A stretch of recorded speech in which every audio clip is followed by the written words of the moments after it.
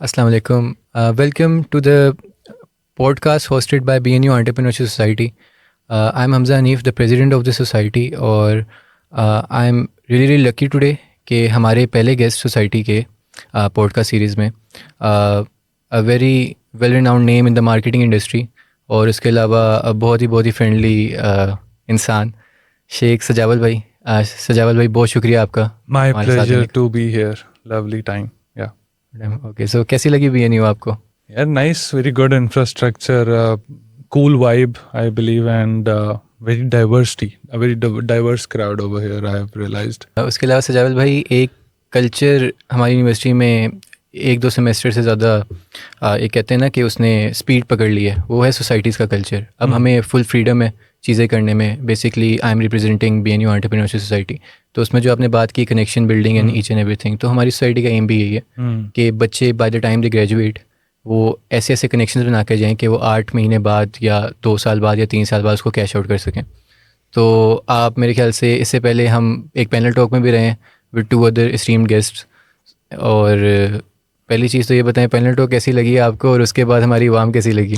अच्छा था, I think much better than a lot of institutes, क्योंकि बोलने का वहाँ पे मज़ा आता है ना जहाँ पे एनर्जी हो। So when you get the energy back then you over deliver. द बात करने का, कोई किसी भी टॉपिक पे गुफ्तगू करने का मज़ा आता है। या ऐसे ही है। तो सर बिल्कुल ना, मैं इशारों में बात नहीं करूँगा। बेसिकली जिस भी बंदे जो हमारी सोसाइटी में आया है उसका मेन एम क्या है? उसका मेन एम है पैसा कमाना। और मेरे ख्याल से एक मार्केटिंग गुरु मेरे आगे बैठे हैं, ठीक है। स्किल्स की बेशुमार ई कॉमर्स में आप हैं, ठीक है। डिजिटल मार्केटिंग जो कि एक आपका फेवरेट टॉपिक है, ठीक है, उस उधर आप हैं। तो आप मुझे ये बताएं कि आज का बच्चा पैसे कैसे कमाना शुरू करे? जितनी जल्दी हो सकता है ना काम शुरू करो, आगे जो होगा देखा जाएगा। काम शुरू तो करो एक दफ़ा, ठीक है। तो देखो, पहला 1 लाख रुपया जब आपकी जेब में आता है ना, तो उससे जो वाइब मिलती है आपको, इट इज़ एडिक्टिव। जब आपको पता है यार ये पैसे मैंने खुद बनाए हैं किसी कारोबार से या जॉब से, खुद के पैसे is very addictive. It gives you that sense of pleasure, confidence, self esteem, accomplishment. हम नो मैटर हमारा बैकग्राउंड क्या है, किसी को कोई फ़र्क नहीं पड़ता। लेकिन आपने, लोग अगर नहीं भी देख रहे, आपने खुद को तो सेटिस्फाई करना है ना। आपको खुद एक सेल्फ कॉन्फिडेंस चाहिए, सेल्फ इस्टीम चाहिए। उसके लिए इंपॉर्टेंट है कि you accomplish something. It can be fame, it can be money, it is very important. मुझे 3-4 सेमेस्टर में चस्का लग गया था। और फिर मुझे फ़ायदा मेरे नेटवर्क ने दिया यार। नेटवर्क कि जहाँ पे फॉर एग्जांपल अगर आज मैं कहूँ मैं कंफर्टेबल हूँ, ठीक है, लेकिन आप इस तरह से सोचो कि फॉर एग्जांपल अगर मेरे जहन में ये ख्याल है कि जिस नेटवर्क में मैं बैठता हूँ, मेरी नेटवर्थ जो है आज वो 1 महीने में बनाते हैं, तो वो चीज़ मुझे ड्राइव देगी कि आपको हर स्टेज के ऊपर ड्राइव चाहिए। आपको किस चीज़ से ड्राइव मिल रही है, ठीक है। वन ऑफ माई मेंटर्स, उनकी स्टोरी क्या थी, वो कहते थे मुझे पता था 16, 17 या 18 की एज में, मुझे पता था कि अगर आज मैंने पैसे नहीं बनाए, मैंने काम नहीं किया, तो मेरे समेत मेरे घर वाले भी सड़क पे आएंगे। अब उस बंदे की ड्राइव इमेजिन करो आप कि वो किस पैशन और किस एग्रेसिवनेस के साथ वो काम करेगा। जो मैं आग की बात कर रहा था ना, ऐसे आती है आग। वो मजबूरी थी वहाँ पे, ठीक है। एक बंदा कंफर्टेबल है, उसका DHA में घर है, 4 गाड़ियाँ घर में खड़ी हैं, अच्छी पॉकेट मनी, जेब में पैसे हैं, बैंक अकाउंट्स हैं। उस बंदे में कहाँ से ड्राइव आएगी? मुश्किल है ना। It is tough. आपको अपनी ड्राइव ढूंढनी है कि यार मुझे वो एनर्जी किस चीज़ से मिलेगी।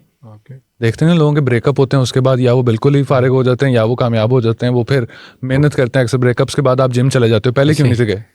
Make sense. तो वो ड्राइव की बात है ना। आप किसी को किसी चीज़ से ड्राइव मिल रही है। भाई पहला 1 लाख रुपया आप कह रहे हैं कमाते बड़ा अच्छा लगता है। आपने पहला 1 लाख रुपया कैसे कमाया था? मैंने पहला, मेरा ख्याल है most likely it was a job ऐसी थी कि मार्केटिंग में थी। सॉफ्टवेयर से पैसे बनाए थे हमने, लेकिन वो जेब में कभी नहीं आए। ऐसा क्यों? मतलब एम्प्लॉयज़ थे उस टाइम, और ऑफिस भी था, जेब में पैसे कभी नहीं आए। पहले 2-3 साल तो जेब में रुपया भी नहीं आया था। 1 रुपया कभी बनाया नहीं था। इंटरव्यू में मैंने 1.5 लाख रुपया मांग लिया था। वो 30,000 पे रखना चाह रहे थे मुझे, ठीक है। फिर उन्होंने 1 लाख रुपए पे रख लिया था फिर मुझे, ठीक है। और he was eventually became my business partner in after 3-4 years I guess. आपका एक इनिशिएटिव भी है digital Dastak agency, digital Dastak, उसके बारे में थोड़ा सा हमें बताएं। It's less about my overall business. मुझे आज आके लगता है मैंने उस तरह से एक फॉर्मल स्ट्रक्चर ऑफ बिजनेस नहीं बनाया कभी.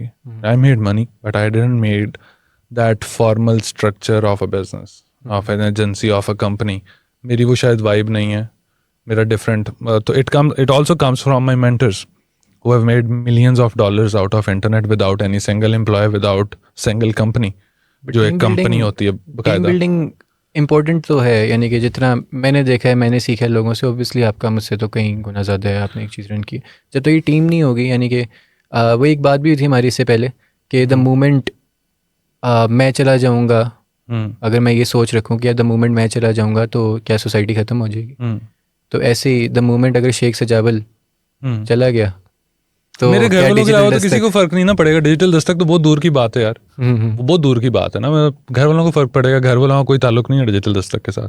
तो सजावल भाई, डिजिटल दस्तक या शेख सजावल, यू हैव टू चूज, यानी कि एक चीज़ रहे. यानी कि आप क्या चाहेंगे कि यार मेरे दुनिया से जाने की बात नहीं कर रहा, बट आपका अगर इस फ्रेम से आप बाहर चले गए सोशल मीडिया की, तो लोग डिजिटल दस्तक को ज़्यादा पसंद करें या ये चीज़ थी, या वो मिस करें शेख सजावल को. मुझे नहीं चाहिए, मुझे याद रखें बस काफ़ी है. फॉर एग्जाम्पल लेट से मुझे जो चीज़ बड़ी खुशी देती है ना, हमने एक साल में 36,000 से ज़्यादा लोगों को एजुकेट किया.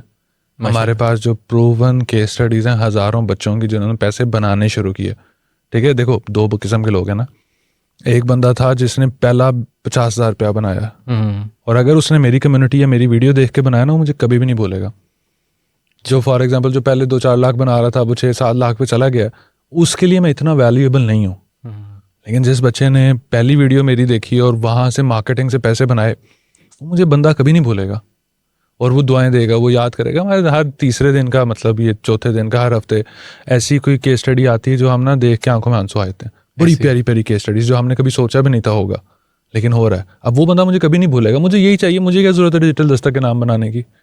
अगर individually we are good with our community, और अगर लोग हमें अच्छे अल्फाज में याद कर रहे हैं, हमारे लिए काफ़ी है यार, और कुछ नहीं चाहिए. मेरा काम है बेचना. मुझे चीज़ें ढूंढनी है जो मैं पकड़ के बेच सकूँ और उसमें से बिजनेस बना सकूँ. Product hunting. Could you say anything? It could be digital product, it could be a physical product. अच्छा, इस चीज़ पे आते हैं. अब काफ़ी लोग का मसला ये होता है कि प्रोडक्ट हंटिंग कर ली, 1-2 साल लगा के ना कोई ऐसा प्रोडक्ट ढूंढ लिया जी के यही है. आप प्रोडक्ट हंट करो, आप शुरू करो, आप देखोगे कि 18 और लोग उन्होंने वो चीज़ खोल ली होगी. अब इसमें आता है मार्केटिंग का कि यार आप अपने आप को कैसे डिफ्रेंशिएट करें. लेट्स से हमने एक पेंसिल, एक प्रोडक्ट, मैंने पेंसिल ढूंढ ली, ठीक है, किसी के पास पेंसिल नहीं है, सब ने कहा जी हमें भी पेंसिल चाहिए, मेरी पेंसिल बिक रही है, ठीक है.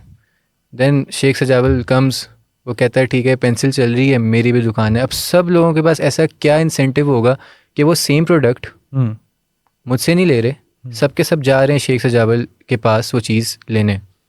तो उसको हम कैसे एक डिफ्रेंशिएशन क्रिएट करें किसी भी प्रोडक्ट में. Pencil is just an example. हर बंदे ने अपनी अपॉर्चुनिटी खुद क्रिएट करनी होती है. हर बंदे का अलग यूएसपी होता है, हर बंदे का प्राइस पॉइंट अलग है, हर बंदे की मार्केटिंग अलग है. ठीक है, मैं आज फॉर एग्जांपल यार देखो, क्या और लोगों को डिजिटल मार्केटिंग नहीं आती है ना, और लोग नहीं सिखा रहे हैं. अब एक बंदे को मेरी समझ आएगी, उसको मैं अच्छा लगूंगा, तो वो मेरी मार्केट है ऐसे. ठीक है, एक बंदे को मेरी नहीं समझ आएगी, वो मेरे पास नहीं आएगा. So everyone has their own customer base. ठीक है, और आपने उसके अंदर खेलना है. किसी भी बिजनेस के अंदर फ्री कुछ भी नहीं होता. अगर कोई बंदा एक्सपेक्ट कर रहा है कि ये चीज़ फ्री में हो रही है, तो वो बेवकूफ़ आदमी है. फ्री में कुछ नहीं होता. तो I think this is the very first take on it. समझ नहीं आती जो लोग कहते हैं ये भी फ्री कर दो, ये भी फ्री कर दो. क्यों? मुझे यानी कि क्यों फ्री कर दें? हाँ, for example let's say there is some guy who wants कि लोगों को फ्री एजुकेशन मिलनी चाहिए, उसका पैशन है, तो कर लो, स्कूल बनाओ, अपना बना लो. हाँ बना लो. किसी को ना मशवरा दो, अपना बना लो. बोलने का फायदा है. या सो आई गॉट सम कमेंट कि ये काम ऐसे नहीं होता, ऐसे होना चाहिए, कर लो. तो मैंने कमेंट किया, मैंने कहा can you drop your website so that I can see what you are doing, we are planning. तो मैंने कहा करो ना यार, करके दिखा दो. तो वो बातें होती हैं यार, मतलब naturally I am a less bothered person, मुझे इतना फर्क ही नहीं पड़ता. ठीक है, और अगर कोई बंदा नॉनसेंस बात करेगा तो बिल्कुल ही फर्क नहीं पड़ेगा. तो ये सीन है.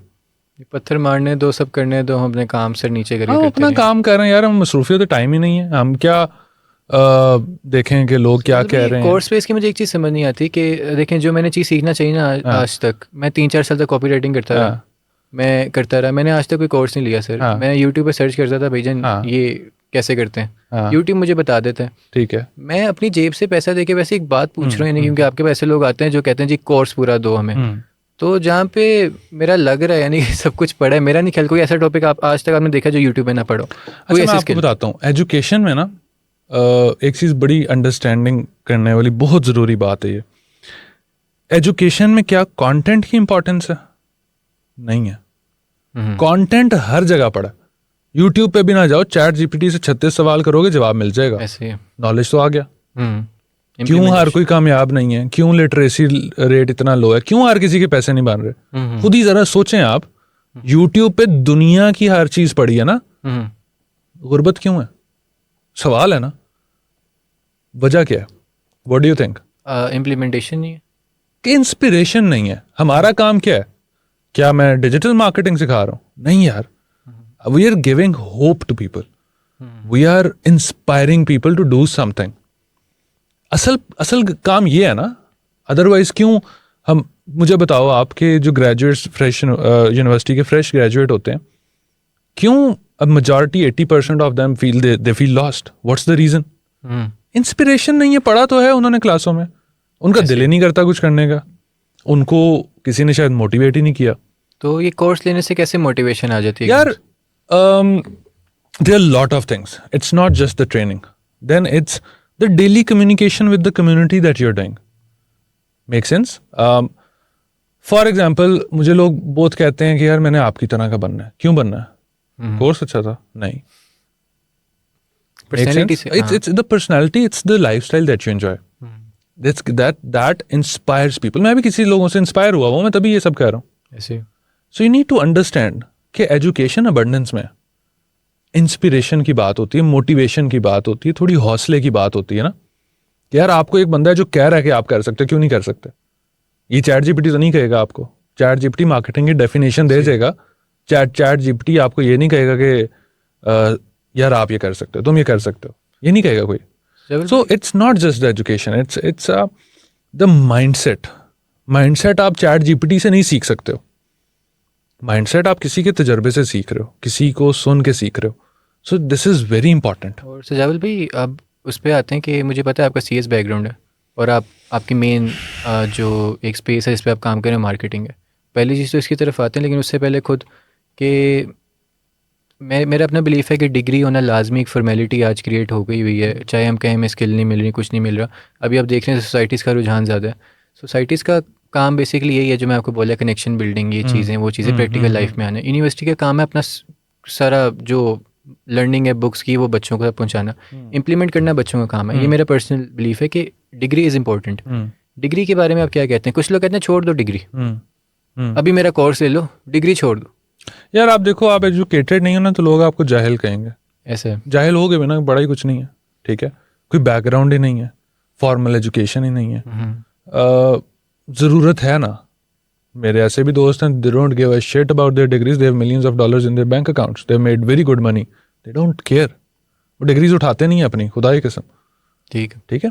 लेकिन वो एक्सेप्शंस हैं, वो हैं 0.5% ऑफ द सोसाइटी।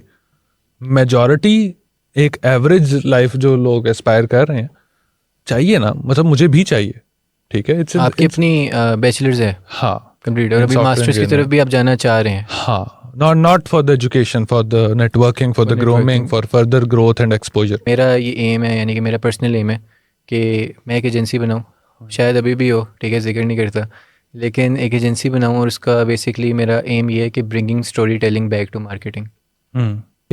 मार्केटिंग और एडवर्टाइजिंग ना हर चीज़ बदल देती है। It would make things look cool which are not at the end of the day. Smoking और maybe nicotine is not cool, it's harmful for the health, but it feels like it's cool. Advertising थी, marketing थी. So it is much deeper than sales, leads, काफ़ी कुछ perception, politics के अंदर, it's all marketing. फिर इसमें marketing gimmicks भी है ना। आप देखो political parties आपकी कुछ ऐसे हैं, आप Facebook, Instagram, TikTok उठा के देखें, उनके अलावा मजाल है कोई दूसरी पार्टी आ जाए सामने, ऐसे तो आज की डेट में आपकी पूरी पॉलिटिक्स, आपकी एजुकेशन, आपकी वट एवर यू नेम, हर चीज़ सोशल मीडिया मार्केटिंग के ऊपर बेस्ड है. People are winning elections on social media. ठीक. If I'm called the marketing genius, am I really a marketing genius? I don't think so. But I'm called. That's what matters. Products जितनी भी हैं जो social media पे नज़र आती हैं, best best best best, क्या वो वाकई बेस्ट हैं? नहीं. वो हमारे जैसे मार्केटर्स बैठ के उसको बेस्ट बनाते हैं, अगर वो नहीं भी है तो. कितनी डेंजरस है वैसे ये चीज़ आपके ओपिनियन में? This is how it works, this is how it is. कोई रेगुलेशंस होनी चाहिए इसका? यूएस के अंदर इदारा है इस चीज़ का, FTC उसको कहते हैं. वो चेक करता है और वो फिर अंदर बाहर भी हो जाता है सारे ब्रांड्स के जो फॉल्स एडवर्टाइजिंग इस्तेमाल करें. पाकिस्तान में bold claims FTC bold claims के ऊपर सू करता है. कंपनीज बंद हो जाती हैं, बैंकरप्ट हो जाती हैं. फॉल्स क्लेम्स अगर कोई करे ना कि 6 दिन के अंदर इतने किलो वेट कम हो जाएगा, 10 दिन के अंदर इतने पैसे बना लोगे, वो कंपनी फारिग हो जाएगी. I've seen a lot of cases, such cases. Pakistan में क्या, पाकिस्तान में नहीं है ना कुछ. जिसका जो दिल करता है वो बेचता भी है और बोलता भी है फिर, क्योंकि चेक एंड बैलेंस कोई नहीं है. फिर अच्छा, लेकिन पसंद आपको यूएस मार्केट ज़्यादा है फिर भी, यानी कि मार्केटर के लिए और क्या कोई रेगुलेशन भी नहीं है, कुछ भी नहीं है, तो फिर भी अब यूएस मार्केट की तरफ क्यों आपका रुझान है? पैसे वहाँ पे बेहतर नहीं? ज़्यादा पैसे वहाँ पे, स्केल वॉल्यूम वहाँ पे. बट लेकिन मेरा ज़ाती ख्याल ये है कि इस time, now is the time to be in the Pakistani market. जो आपकी पॉपुलेशन है, जो आपके पास अपॉर्चुनिटीज़ हैं, स्केल की, एडवर्टाइजिंग सस्ती है. बिजनेस पैसे कैसे बनाता है? जब वो मार्केटिंग करता है. बिजनेस उतने ज़्यादा पैसे बनाएगा जितनी सस्ती मार्केटिंग होगी. पाकिस्तान में it's the cheapest amongst across the world. It is one of the cheapest in Pakistan right now. So that is why it's important to be in the Pakistani market right now. US में जब $40 की product बेचनी होती है ना, तो आपको 20, 25, $30 side पे करना है मार्केटिंग के लिए.